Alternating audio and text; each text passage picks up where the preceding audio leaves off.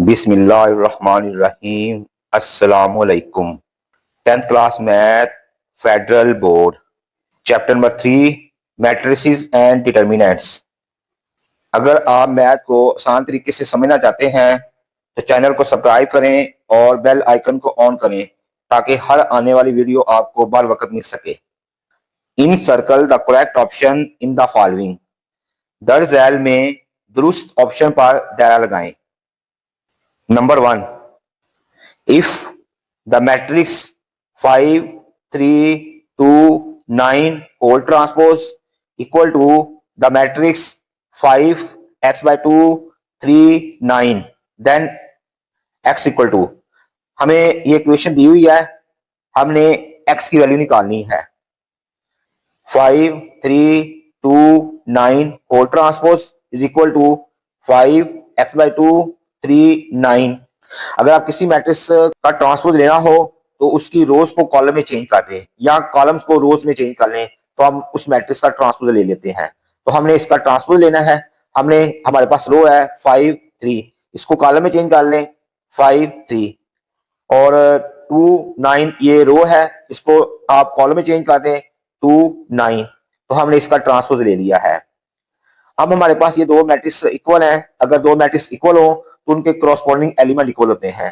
तो यहाँ देखें, पहला एलिमेंट 5 5 के इक्वल है और सेकंड एलिमेंट 2 x by 2 के इक्वल है। तो इन दोनों को इक्वल रखेंगे तो हमारे पास x by 2 इक्वल टू 2, तो 2 डिवाइड हो रहा है, उधर जाके मल्टीप्लाई हो जाएगा तो x इक्वल टू 4। हमारे पास x की वैल्यू आ गई है 4।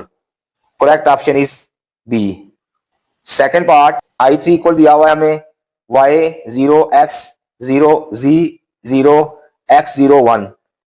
यहाँ i3 से मुराद है यूनिट मैट्रिक्स ऑफ ऑर्डर 3, यानी कि इसकी 3 रोज हैं और 3 कॉलम्स हैं। तो यूनिट मैट्रिक्स वो मैट्रिक्स होता है जिसमें डायगोनल एलिमेंट 1 हो और रिमेनिंग एलिमेंट 0 हो।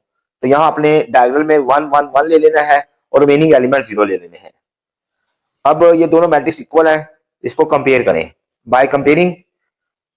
फर्स्ट रो में देखें, फर्स्ट एलिमेंट 1 है और उधर से फर्स्ट एलिमेंट y है, यानी कि y इक्वल होगा 1 के। और फर्स्ट रो में देखें थर्ड एलिमेंट 0 है और दूसरी तरफ थर्ड एलिमेंट देखें x है, तो x इक्वल होगा 0 के। सेकंड रो में देखें आप, सेकंड एलिमेंट 1 है और दूसरे मैट्रिक्स में देखें सेकंड एलिमेंट z है, तो z इक्वल होगा 1 के। Correct option is D. Third part, additive inverse of unit matrix of order 2 is. Unit matrix जिसका ऑर्डर 2 हो वो होता है 1 0 0 1 और हम इसका एडिटिव इनवर्स निकालने लगे हैं। एडिटिव इनवर्स कैसे निकालते हैं, इसका हम साइन चेंज कर देते हैं। i2 का एडिटिव इनवर्स होगा -i2 और इसके जो एलिमेंट है इनके साइन चेंज कर दें। 1 का साइन चेंज करेंगे -1। 0 एक न्यूट्रल नंबर होता है, 0 ना पॉजिटिव होता है ना नेगेटिव होता है, इसलिए 0 का कोई साइन नहीं होता, तो 0 0 एज इट रहेगा। 1 का साइन चेंज करेंगे -1, यानी कि हमारे पास एडिटिव इनवर्स आ गया है -i2 इज इक्वल टू -1 0 0 -1।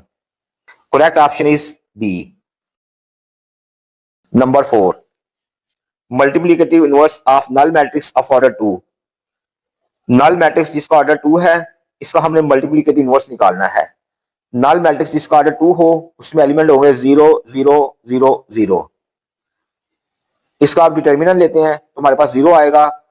तो इनवर्स निकालने का फॉर्मूला होता है 1/, determinant of matrix into urgent of matrix. तो 1/, डिटर्मिनेंट ऑफ मैट्रिक्स यहाँ 0 है, बटे में 0 आ जाए तो इसको हम कहते हैं अनडिफाइंड।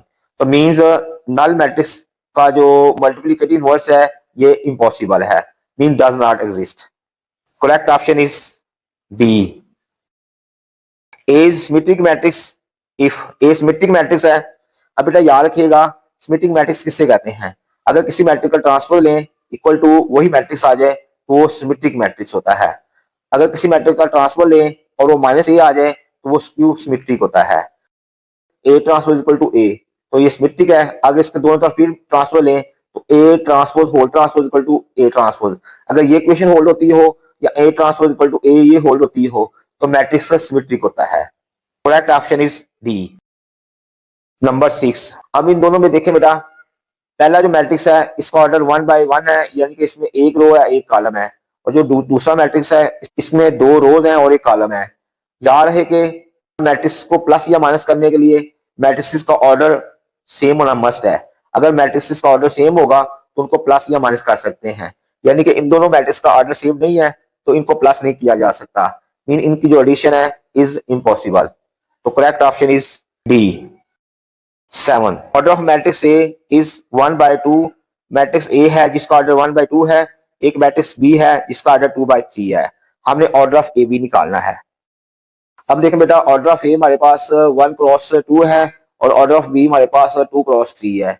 फर्स्ट में नंबर ऑफ कॉलम्स और सेकंड मैट्रिक्स में नंबर ऑफ रोज ये सेम है, इसको आप स्किप कर दें तो हमारे पास क्या बचेगा 1×3। तो ये 1×3 जो होगा ना ये एक्चुअली ए बी मैट्रिक्स का ऑर्डर होगा, यानी कि ए बी का ऑर्डर है 1×3 या 1/3 इसको पढ़ते हैं। Correct option is A. If A B is equal to B then A हमें फाइंड करना है। यार अगर किसी मैट्रिक्स को आइडेंटिटी मैट्रिक्स से मल्टीप्लाई करें जवाब वही मैट्रिक्स आता है, तो यहाँ जो ए है यहाँ आइडेंटिटी का किरदार अदा कर रहा है। ए से मुराद यहाँ आइडेंटिटी मैट्रिक्स है। Correct option is A. Number 9, यहाँ में एक मैट्रिक्स लिया हुआ है जिसके एलिमेंट 15 और 25 है। ये कॉलम मैट्रिक्स है और एक कॉलम मैट्रिक्स है जिसके एलिमेंट 3 और 2 है। अब इन दोनों को मल्टीप्लाई करने लगे हम। मल्टीप्लाई करने का रूल क्या होता है, रो हमेशा कॉलम से मल्टीप्लाई होती है। फर्स्ट मैट्रिक्स में देखें फर्स्ट रो क्या है 15 है और सेकंड मैट्रिक्स में देखें फर्स्ट कॉलम क्या है 3 है, तो 15 3 से मल्टीप्लाई होगा। सेकंड कॉलम में क्या है 2 है और 15 को 2 से मल्टीप्लाई करेंगे। अब सेकंड रो में देखें 25 है, फर्स्ट कॉलम में क्या है 3 है, 25 को 3 से मल्टीप्लाई करेंगे। अब देखें सेकंड कॉलम में क्या है 2 है, तो 25 को हम 2 से मल्टीप्लाई करेंगे। मल्टीप्लाई करने के बाद हमारे पास मैट्रिक्स आएगा 45 30 75 50। Correct option is D. If determinant of T is equal to -1, हमने टी इनवर्स फाइंड करना है। हमारे पास टी का डिटर्मिनेंट दिया हुआ है -1 और टी इनवर्स निकालने लगे हैं। तो इनवर्स निकालने का फॉर्मूला होता है टी इनवर्स इक्वल होगा 1/, determinant of T adjoint of T. यहाँ हमारे पास डिटर्मिनेंट ऑफ टी की वैल्यू दी हुई -1, तो 1/-1 इक्वल टू माइनस, यानी कि टी इनवर्स इक्वल आएगा minus adjoint T. Correct option is C. Number 11, the matrix equation for y plus x equal to 144 plus y and x plus 2y is equal to x plus 13 is। हमने इसकी matrix equation find करनी है। यहाँ देखिए पहली equation में y और y से कैंसिल, हमारे पास बचा x इक्वल टू 144, तो x को लिखेंगे x plus 0y is equal to 144। आगे दूसरी इक्वेशन देखें x plus 2y equal to x plus 13, x से कैंसिल, हमारे पास बचा 2y इक्वल टू 13, तो 2y को लिखेंगे 0x plus 2y equal to 13। इन दोनों क्वेश्चंस की मदद से आपने मैट्रिक्स इक्वेशन फाइंड करनी है। तो मैट्रिक्स इक्वेशन कैसे फाइंड करते हैं, पहली क्वेश्चन में देखें x का क्वेश्चन क्या है 1 है और y का क्वेश्चन 0 है, तो हमारे पास फर्स्ट रो में आ जाएगा 1 0। अब सेकंड रो में क्या आएगा, सेकंड क्वेश्चन में देखें x का क्वेश्चन 0 है और y का क्वेश्चन 2 है, तो सेकंड रो में एलिमेंट आएंगे 0 2 और कॉलम मैट्रिक्स लिखेंगे x y equal to right hand side में देखें क्या है 144 और उसके राइट हैंड में देखें क्या है 13 है, तो हमारे पास ये कांस्टेंट मैट्रिक्स बनेगा 144 13। हमने दी गई इक्वेशंस को मैट्रिक्स इक्वेशन में चेंज कर दिया है। Correct option is C. Number 12, the matrix of coefficients for x minus Y equal to 3। ये हमें इक्वेशन दी हुई है, इसका हमने कोएफिशिएंट मैट्रिक्स बताना है।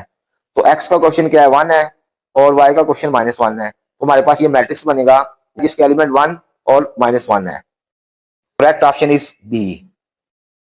नंबर 13, पहले मैट्रिक्स में नंबर ऑफ कॉलम्स और दूसरे मैट्रिक्स में नंबर ऑफ रोज इक्वल नहीं है, तो इन दोनों को मल्टीप्लाई करना पॉसिबल नहीं है, तो means correct option is D impossible. Number 14, if A and B are two matrices conformable for product A B. A और बी दो मैट्रिसेस हैं और इनको मल्टीप्लाई किया जा सकता है, means A B product possible है। ए बी का होल ट्रांसपोज इक्वल होगा B transpose into A transpose, this is called reversal law of transpose. Correct option is C. Number 15, ये मैट्रिक्स दिया हुआ है जिसके एलिमेंट है -3 5 -3 x -1 is a singular matrix और हमें ये सिंगुलर मैट्रिक्स है, find then x equal to, हमने एक्स की वैल्यू निकालनी है। हमने लेट का लिया इसका नाम ए और एक्स की वैल्यू निकालनी है हमने, इसके डिटर्मिनेंट को इक्वल टू 0 लेंगे। इसके डिटर्मिनेंट को 0 के बराबर रखें, मींस -3 5 -3 x - 1 का determinant equal to 0। 2x2 matrix के डिटर्मिनेंट को कैसे हल करते हैं? तो इनको हल करने के लिए इनके एलिमेंट को क्रॉस मल्टीप्लाई करते हैं। तो -3 को x - 1 से मल्टीप्लाई करना है और तो दरमियान में आती है हमेशा माइनस। -3 को 5 से मल्टीप्लाई करना है, तो -3 को 5 से मल्टीप्लाई किया, -15 यहाँ माइनस होता है, नीचे से जब मल्टीप्लाई करते हैं तो ये हो जाएगा +15 equal to 0। -3x as it is, 3 और 15 को ऐड किया, 18 इक्वल टू 0। 18 प्लस है, इधर आके माइनस हो जाएगा, -3 मल्टीप्लाई हो रहा है, इधर आके डिवाइड हो जाएगा। -18 को -3 पे डिवाइड किया तो हमारे पास x की वैल्यू आ गई 6। Correct option is B. Point of a matrix दिया हुआ है और ए का डिटर्मिनेंट बताना है किसके इक्वल है। अच्छा बेटा याद रखिएगा, फॉर ऑल 2x2 मैट्रिसेस ए का डिटर्मिनेंट, ए ट्रांसपोज का डिटर्मिनेंट माइनस ए का डिटर्मिनेंट और जॉइंट ए का डिटर्मिनेंट हमेशा इक्वल होता है। ये बात ऑलवेज होल्ड होती है फॉर 2x2 मैट्रिसेस के लिए। For higher order square matrices it holds only special cases. ये हम हायर क्लासेस में पढ़ेंगे। ये बात हायर ऑर्डर स्केयर मैट्रिसेस के लिए कब होल्ड होती है, कब होल्ड नहीं होती। Correct option is D. बेटा वीडियो आपको पसंद आई है, वीडियो को लाइक शेयर और प्यारा सा कमेंट करें। इंशाल्लाह नेक्स्ट लेक्चर में फिर मिलेंगे। अल्लाह हाफिज।